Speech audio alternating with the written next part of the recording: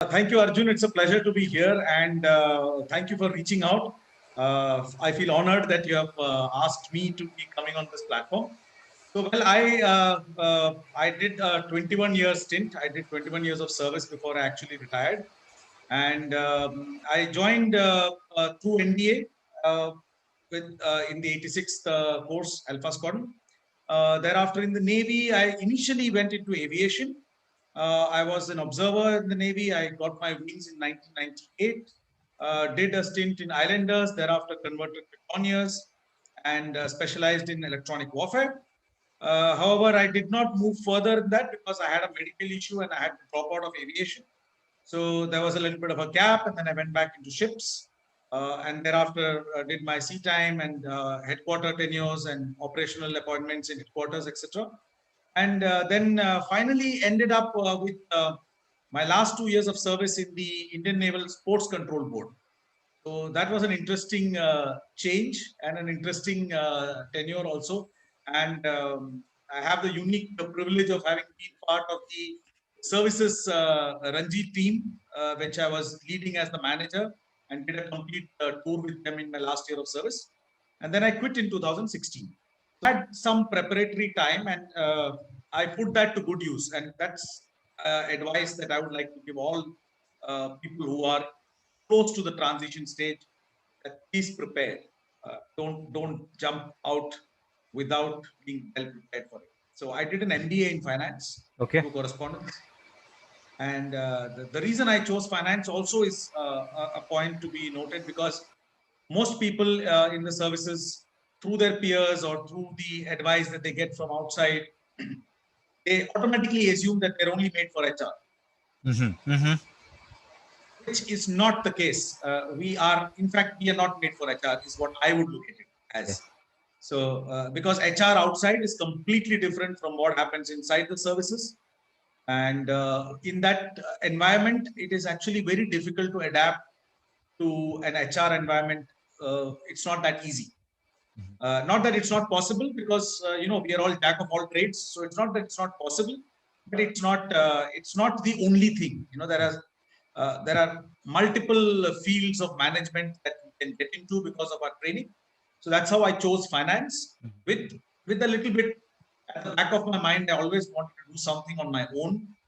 So that's the reason I took finance, because theoretically I feel very confident in dealing with a lot of issues in making a company, in creating a company. There are a lot of background issues that are there. There is a lot of financial knowledge that you need to get through the red tape in the system. So that's how I started, and it was more of a friendly discussion with another. And then I did my market research. I did 2 years of market research and found out how it is, what is the industry, what is happening in India, what is happening abroad, and decided to take a leap of faith and started the company. So I am the promoter of the company, Okay. and this officer has also, of course, after his retirement, has also joined me now as one of the directors. So Okay. we opened a private limited company. So it's a full-fledged private limited company. It's not a partnership. It's not a LLP. It's a private limited company. And one of the reasons I was able to open a private limited company was also my background knowledge in finance. Sir, tell me. So you retired in 2016. Yes. At what point of time you realize that finance is something which you need to get into? I mean, is it before? Is it? Did you have an idea, or were you already prepared that you're going to start something of your own, or you said that let me first look into finance and then see? How did it work out, sir? I believe there are a lot of veterans who go into the same thought flow. Yeah. So when I decided to do an MBA, it was not with a thought process of starting something, but it was there at the back of my mind. That is the reason I chose finance.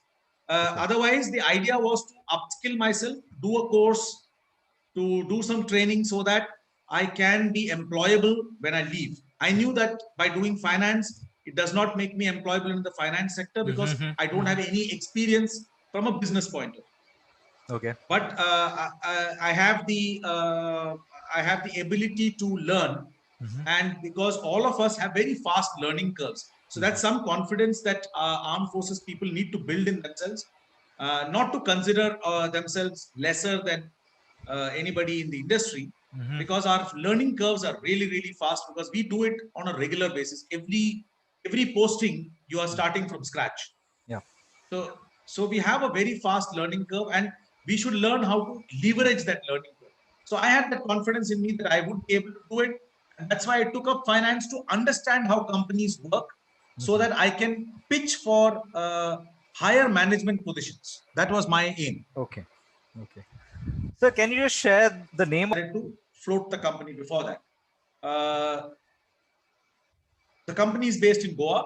We registered in Goa because we wanted to do diving in Goa, looking at the accessibility. So my market research indicated that one of the problems of Indians not going for too much of diving within India is because the accessibility is not that easy to Andamans or Lakshadweep, where there was some amount of established diving going on. And there was a lot of diving going on in Goa, but nobody knew about it. There was not enough projection. There was not enough promotion of the whole thing. So I took it upon myself to establish the company and then promote it in such a way that I get more, more customers right at the beginning, or whatever, the way you want to look at it. So we started in 2015. Within a couple of years, we were able to establish ourselves as a good training organization. We got very good input from our customers, because right at the beginning, we opened up TripAdvisor, we had a Facebook page, we had, of course, Instagram was not there at that time, but it was more of Facebook, TripAdvisor, we had our own website. So we launched with all these digital tools, which I had learned from my research and from my understanding of whatever business understanding that I gained theoretically from my courses, that we need to market right at the beginning. We cannot start marketing after getting some money, which is a mistake which most entrepreneurs make. They think that let's make some money and then we market. That doesn't work. It's the other way around. You have to market first. That's an investment, and that's how you start gaining business. So that's how I started, and within 3 years, we became a 5-star rated organization with PADI. So we are affiliated with Professional Association of Dive Instructors, which is the largest international dive training body for recreational diving. So all our certifications are internationally valid, because we get our certifications from PADI. So only PADI qualified instructors is what I use. And very early in the growth of the company, we decided not to chase the volume business, because there are a lot of people doing diving without the requisite training, without the correct kind of safety measures and things of that sort.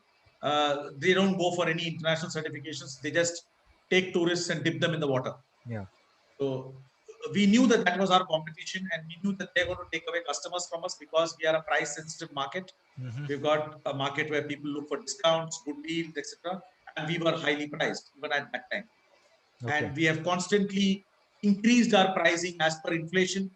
And yet, in 2 years' time, 3 years' time, in 2018, we became a PADI 5-star because of the number of certifications we were doing.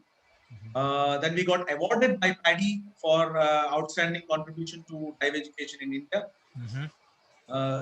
Thereafter, in 2019, we became a PADI 5-star IDC, which is an instructor development center. That means we are now making professional instructors also. Okay. So we are actually training the trainers. Okay.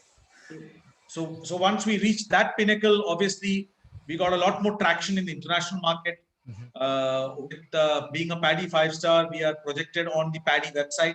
So if you search for Scuba Evolution India, which is the name of my company, if you search for Scuba Evolution India or if you search for diving in Goa on the PADI website, the main international website of PADI, you will find our name there among the top 3 in the country.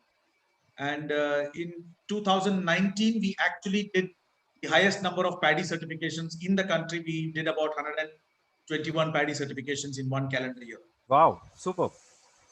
So that's how our growth has been. Of course, we went into a bit of a speed breaker during COVID.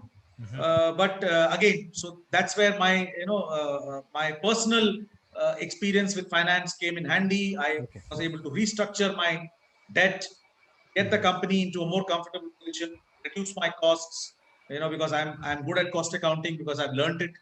So I got all those things sorted, and we restarted in November 2020, and we're doing pretty well right now. In fact, under the circumstances, we have done much better than what I would have expected in this calendar year from November 2020 till now. So before I go forward, I just picked up on one of the points. Yeah. When you were involved in the market research, how did you go about doing it? Did you have a structured approach, or did you just go into the industry, talk to people, and understand where exactly the demand existed and how to plug the gap? I mean, how did you, it? This is a luxury segment where not many people have established, and those who have established have been established for years. Uh, That's true. being In fact, I have been quite uh, I have had a chance to be a part, to come out to your dive center and dive with your divers also in Goa. What I've realized is that there is no benchmark as such in this industry, especially in our country. So Yes, yes. you are actually talking about a environment which is not defined. So how do you go about it?